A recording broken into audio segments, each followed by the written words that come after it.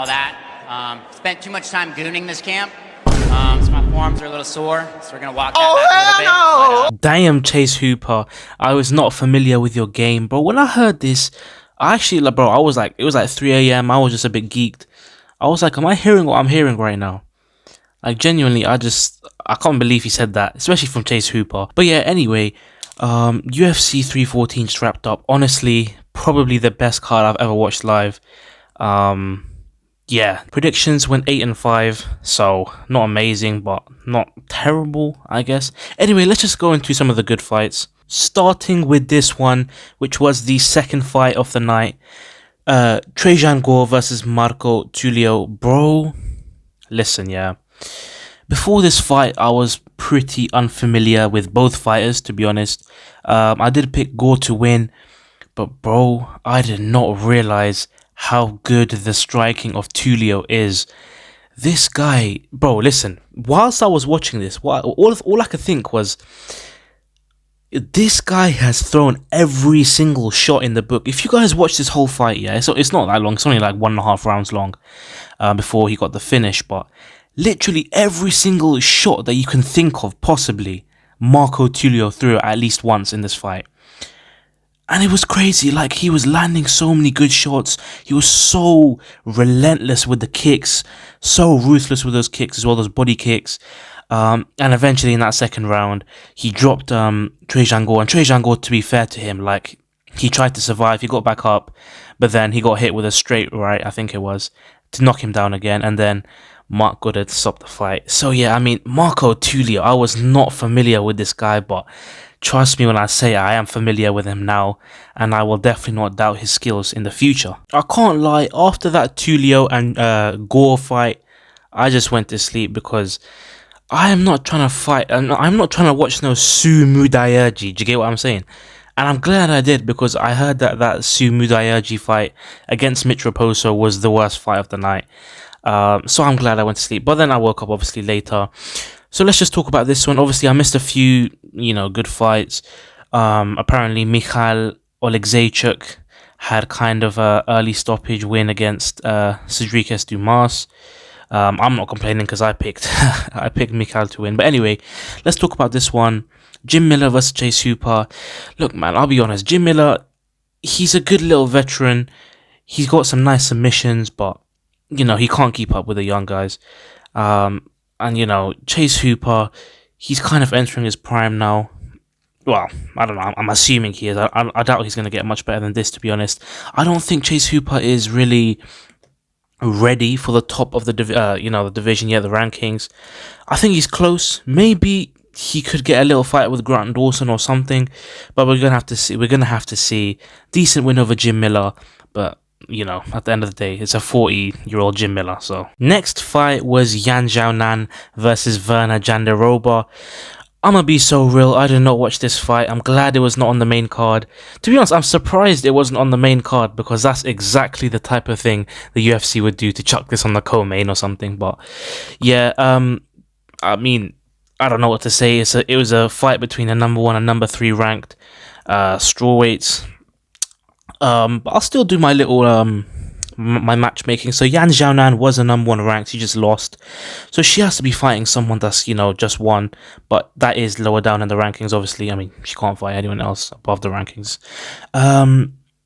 Did Lemos win her last fight? I don't think Lemos won her last fight. Yeah, she lost to Jandera. Okay, so first of all, obviously, to get this out of the way, Jandera, she deserves a title shot for sure. I know she's a good wrestler, and she could give Weili some issues.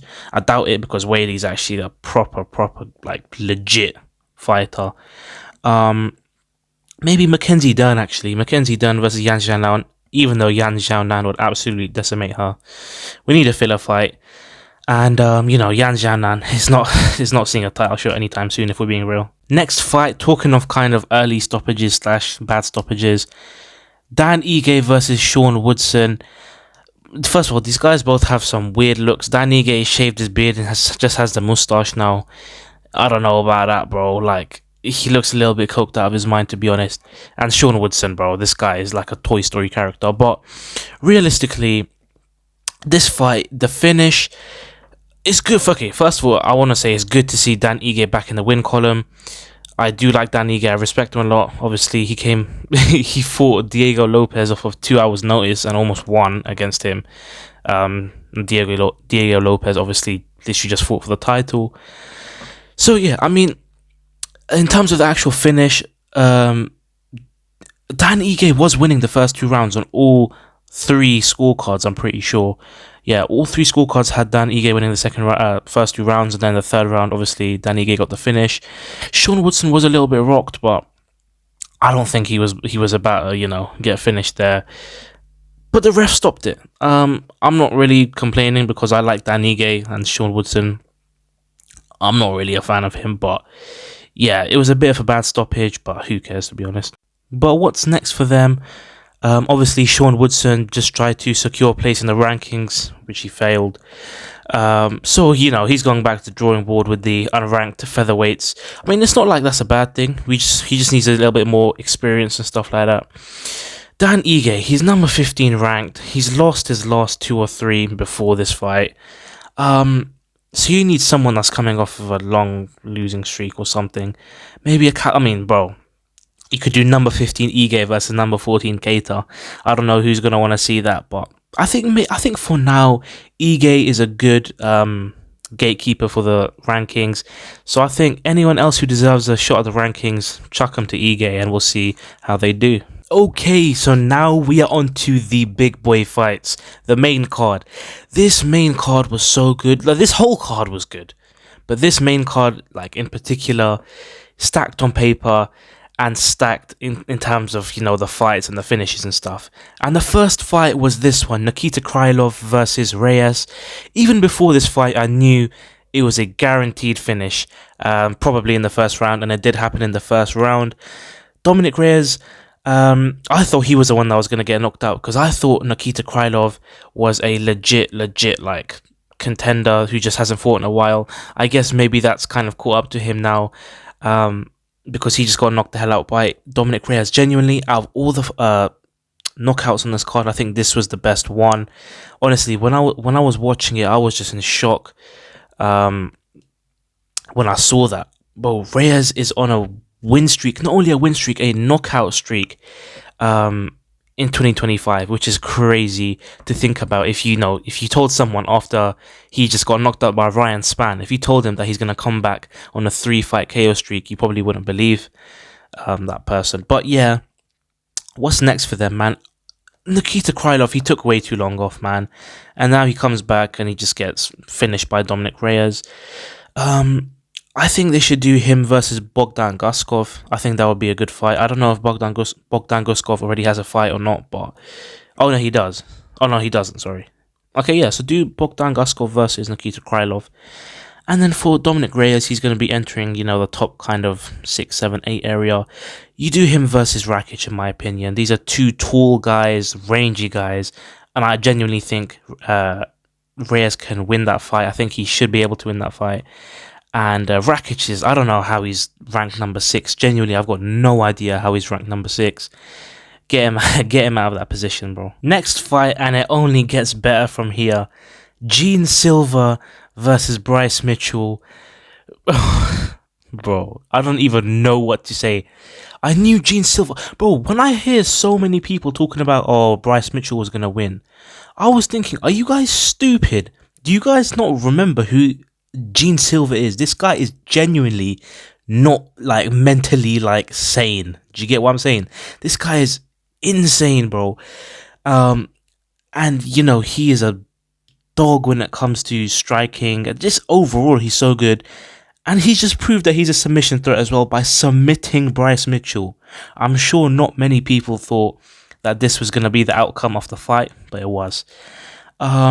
Look, obviously, we kind of saw a kind of a change and a flip in mentalities here. We've seen, beforehand, Bryce Mitchell was kind of, being bullied by Silva in the press conferences. Not really, because, he was giving good comebacks as well. But in the fight, Silva was trying to do all respect, but Bryce Mitchell was not on any of that. He did not want to touch gloves. Even the second round, he tried touching gloves, and Bryce was just not on it. I don't know what it is with Gene Silva's opponents and not wanting to touch gloves with him at the beginning of the fight. It's probably because he's a madman, but yeah. In terms of he like smoked him on the feet. Almost got a submission in the first round, I think it was, and then second round, it was so quick. These guys were just like in a clinch or something, and out of nowhere, Gene Silva just gets the submission. I think it's called a ninja choke. Yeah, gets a submission and just goes to the floor and taps out Bryce Mitchell. That's crazy. So Gene Silva's now a ranked fighter within the featherweight division. The fighting nerds are still undefeated within the UFC. That's good to see. What's next for them, man? Bryce Mitchell, he should not be. I think he should get kicked out of the rankings. I don't think he deserves a ranking spot anymore. But yeah, obviously Gene Silva's going to be like 13 ranked now, or something like that. Did he call out someone? I can't remember if he called out someone or not. Or didn't he say he's called out the champion or something? I can't remember if that was him or someone else. There were so many featherweights fighting today. Look, he needs to fight up. For sure he needs to fight up. Maybe Arnold Allen. I would like to see him against Arnold Allen, especially because Arnold Allen is a striker as well. And he's very, very good. So yeah, for sure, Gene Silva versus Arnold Allen or Lerone Murphy maybe. I would love to see that, to be honest. Next fight, Yair Rodriguez versus Patricio Pitbull. The anticipated debut of Pitbull, and he got 30-27. You know, he said something about, featherweight, I'll beat everyone in featherweight, and then he just got 30-27 by the number 5 ranked guy in the UFC's featherweight division. There's levels to this, bro. Yeah, this guy is a GOAT of Bellator, and then he comes over to the UFC and loses to the number 5 guy by unanimous decision, 30-27. But that's just Yair Rodriguez for you, bro. If you strike with him, you're not going to win. It's simple as that. First round, I would say Yair won. It was a very, very uneventful round. I don't know what it was, yeah. Before this fight, I had very, very low expectations of it. I just thought it was going to be a boring fight. And to be fair, for the first 2 rounds it was, if we're being real. First round, nothing happened. These guys were just staring at each other. But Yair probably did take that round. Second round was closer. You know, you could go either way, to be honest. But, you know, all 3 judges gave that round to Yair. A lot of people gave it to Pitbull as well. And then that third round, Yair gets a knockdown on Pitbull and just starts laying down like very, very effective ground and pound. And I thought he was going to get the finish. I hoped he would get the finish just because I wanted to get put out of my misery of watching this fight. But, you know, it didn't happen. But at the end of the day, he won that last round and therefore won a unanimous 30-27 from every judge. Yeah, man. I don't know what Pitbull's future in the UFC will be like. He's too old, man. He's 37 in the featherweight division. You guys know better than, you know, anyone that once you're older in the light, especially in the lighter weight divisions, you don't do well. And especially if you're getting 30-27 in your debut fight, it's not exactly a good look, is it? What's next for them though? Yair, bro. If Lopez won the main event, that would have been the most perfect layup. Maybe that beef was orchestrated for a layup fight. You never know, in Guadalajara. But yeah, I mean, Yair, does he deserve a title shot? I would say yeah. You know, he did lose his last fight, but he was smoking Ortega before he got submitted. And then he just smoked Pitbull. Does that warrant a title shot? I guess. I mean, there's not really anyone else apart from Movsar. I think Movsar deserves it, but we're going to have to see what happens. But if Yair doesn't fight for the title against Volkanovski at 320, he definitely should fight at 320, by the way. Like, if you're a Mexican fighter, and especially someone like him, who is a very well-known Mexican MMA fighter, you have to fight at 320. But who is he fighting against? I genuinely think he could fight against Gene Silva, bro. I think that might be a low-key a good fight.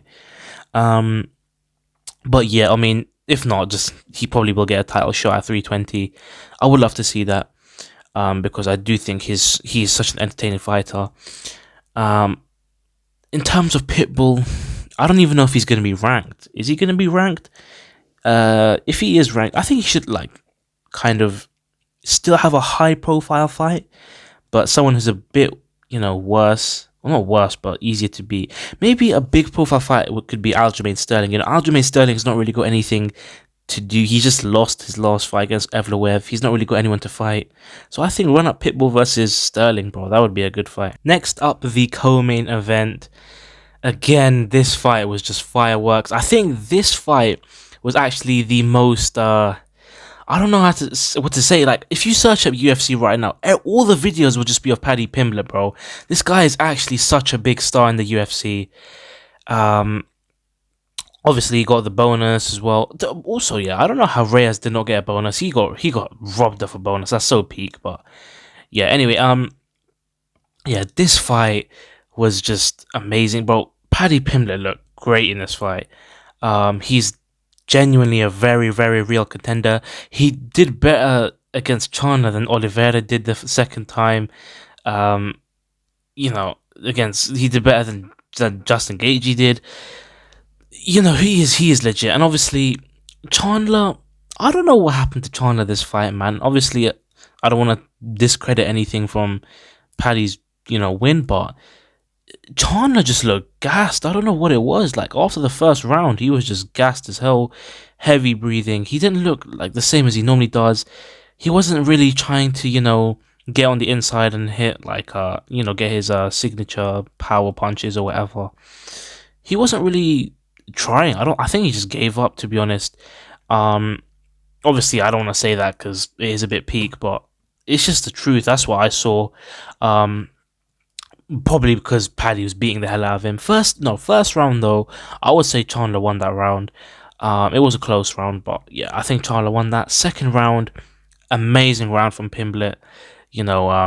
Completely just dominated that round. And then obviously the third round, he hit, near the beginning, he hit Chandler with a flying knee, which gave him like a massive cut on his face. Just blood gashing, is that a word? Gashing out of his face. And that was kind of the beginning of all of it.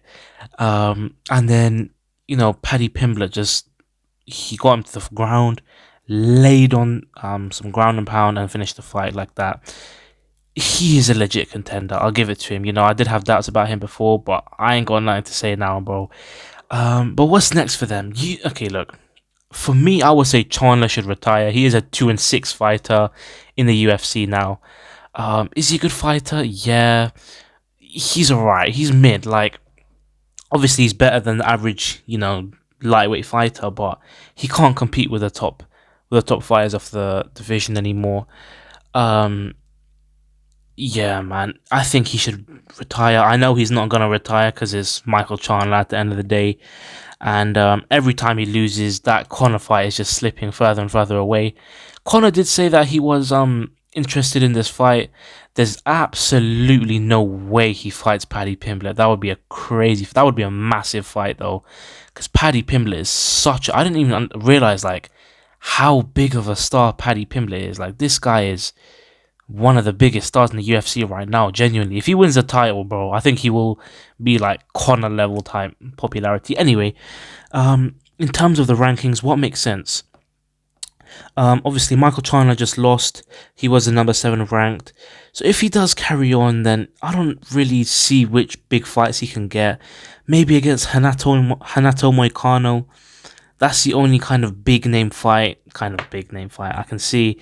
And Paddy Pimblett, he's gonna go up near the top 5.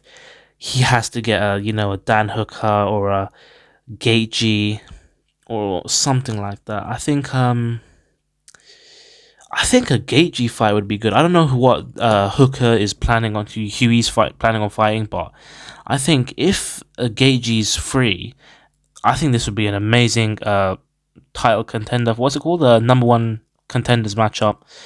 Whoever wins this gets a title shot. Because they're both 1 win away, genuinely. So yeah, that's what I would love to see. And of course, finally the main event. Volk takes home the belt back to Australia. 2-time champion, just as he said he would. Fair enough, man. I have to give it to Volk. This is one of his cleanest performances. Genuinely, he was so good defensively. Like, I haven't seen him fight live, to be honest. And when I'm witnessing it, he's very, very good defensively. And he's just very good with getting these little shots, these jabs and these nice right hands.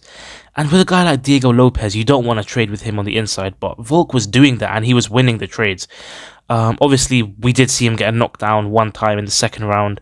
I thought that was it, bro, because, we know the chin of Volk is not amazing.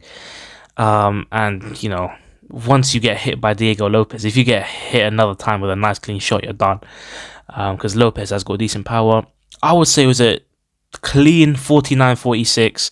Fourth round I would give to Lopez, but apart from that, all the other rounds to Volkanovski comfortably.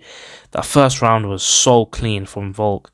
And then obviously the rest of the rounds were pretty decent as well.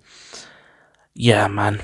Obviously, there's always going to be that thing in the back of everyone's minds. Oh, Topuria vacated. That's the only reason why Volk has the title right now. Oh, well, whatever. To be honest, I didn't really mind who won this fight. I'm not really like a massive Volk fan. I feel, bro, it seems like every single UFC fan is a Volk glazer, bro. Like, I've not seen a single UFC fan who doesn't like Volk. You get what I'm saying? Like, there's no Volk haters. No, I'm not saying that's a bad thing. I'm not preying on his flipping downfall or something, but I like a little bit of drama here and there. But yeah, Diego Lopez, I think, to be honest, in terms of the division, I think Diego Lopez being the champion probably would have been better for the division, just because he's not fought anyone in the division, so he's got a whole range of options. Whereas Volkanovski, to be fair, he can fight Movsar. Good luck with Movsar. Or Yaya, obviously at 320. But yeah, what's next for them? Let's talk about that. So obviously for Alexander Volkanovski, who's now the champion, I literally just named the two opponents he could fight, Movsar or Yaya at 320 in Guadalajara, as they say. Diego Lopez, he's still going to be at the top of the division, but obviously coming off of a loss, he kind of has to fight down the rankings. The only people that are ranked above him are Max Holloway and Volkanovski, so yeah, Max Holloway's in the lightweight division now, so I don't think that's happening. Lopez, I would like to see him fight someone trying to come up. Let me see here. Evloev, I think Evloev already deserves a title shot. Yeah, no. Bro, you know what I would love to see? Diego Lopez versus, obviously, against, the dream matchup would be against Yaya, but I don't think that's going to happen. You know what? I'd say just give Diego Lopez Gene Silva, bro. Like, you have to understand, what's his name? Diego Lopez got a fight against the number 2 ranked Brian Ortega when he was like number 13 ranked. I think it's his time to return the favor and give the number 10 or so ranked Gene Silva a chance. And I think Gene Silva wipes the floor with him, but we'll see. So yeah, there it is. Alexander Volkanovski brings the title home. 7 title wins in featherweight, second most after Jose Aldo, who has 8. Volk is the GOAT of featherweight, obviously, but Jose Aldo still has he has still aura, because he still has more title fight wins than Volk. He has one more for now. We'll see what happens in Volk's next title fight. But yeah, that's about it. So there it is, my review of UFC 314. Definitely the best card I've ever watched live. So many amazing finishes on this card. So many good fights, genuinely. I don't think there's gonna be many, events that top this one. But yeah, big up to all the fighters. Of course, they're all warriors and stuff like that. Anyway, you guys let me know your thoughts in the comment section down below. Which matchups you would make after this card. And yeah, I'll see you guys next time. Safe.